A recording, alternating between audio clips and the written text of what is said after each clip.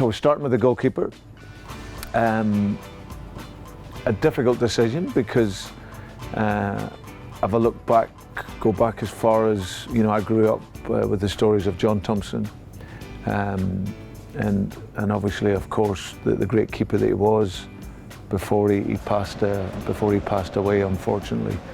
I look at Arthur Boric, who here in his time was a fantastic keeper. But the keeper I've gone for is Packy Bonner, because Packy, when I was growing up, was the Celtic clear number one. You know, the number of games that he played for the length of time that he played at Celtic, you're only there for that length of time if you are a top-class goalkeeper. And for me at that stage, he was one of the players that was a real inspiration, come from Ireland, seeing him with the Celtic top on, and then of course he would then go on and represent the Republic of Ireland as well. So great shot stopper, and like I say, a real presence in the goal, and had an extremely successful period at Celtic. So my goalkeeper is Packy Bonner.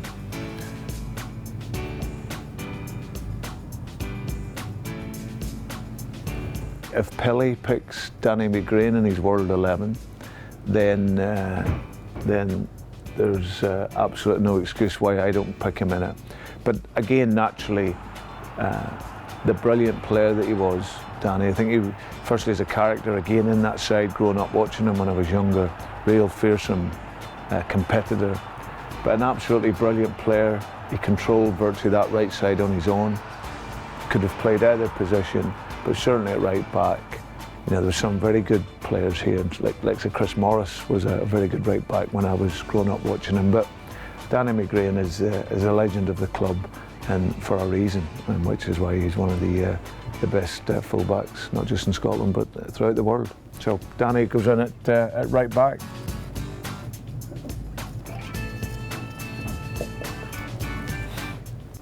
I can only pick one Lisbon Lion, so of course, because of my other choices, that limits the likes of Tommy Gemmill going into there, who was a great player. I look at Tosh McKinley in his time here.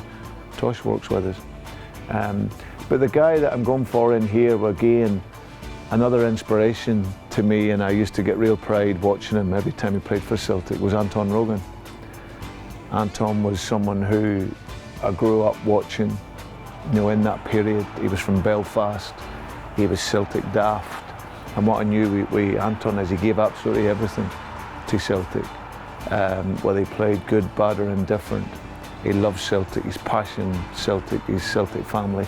And like I said, it was inspirational to watch, obviously, Packy from the south, and Anton from the north and from Belfast. And so much so, I named my son after Anton Rogan. So my son Anton, who's 25 now, he was named after Ruggie. So yeah, so I'm putting him into that position there.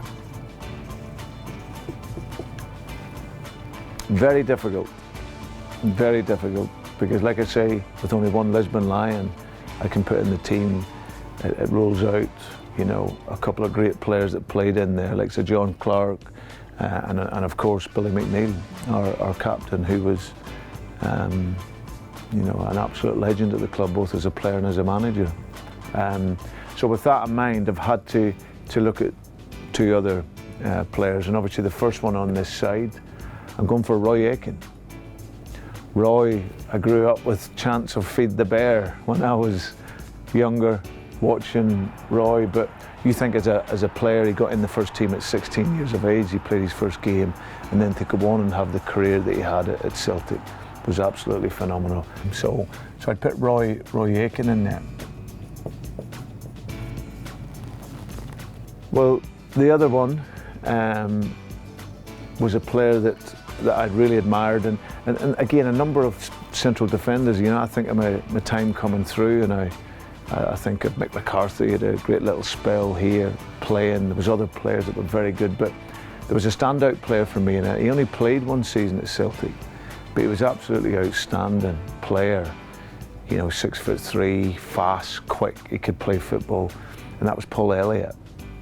And he was someone that I looked at who I thought was a top-class operator, and obviously in his time he scored some important goals as well. But a real class act. So I would put Paul Elliott in there alongside Roy. So that gives me two dominant but two quick central defenders, two attacking fullbacks who were strong and aggressive and can get up and down the line, and along with Packy, they would make up my back five. This player here, I'm putting in as Scott Brown. And in this position here over the years, Celtic have had the likes of Neil Lennon. Neil done a brilliant job as a defensive midfield player for Celtic. Paul Lambert was a great player. Peter Grant, the number of games that Peter had, all real competitors. But in my time here, he's been unique really, Scott Brown, in terms of what he's given to the team on the field. His leadership qualities are there for all to see. I think he's shown that he's a better player than maybe people give him credit for. And I think that Brownie's the type of player that's only when his time is gone that he'll really be judged probably fairly, because he's an absolutely outstanding player and how he leads the team on and off the field. It's our very own captain at this moment in time, in Scott Brown.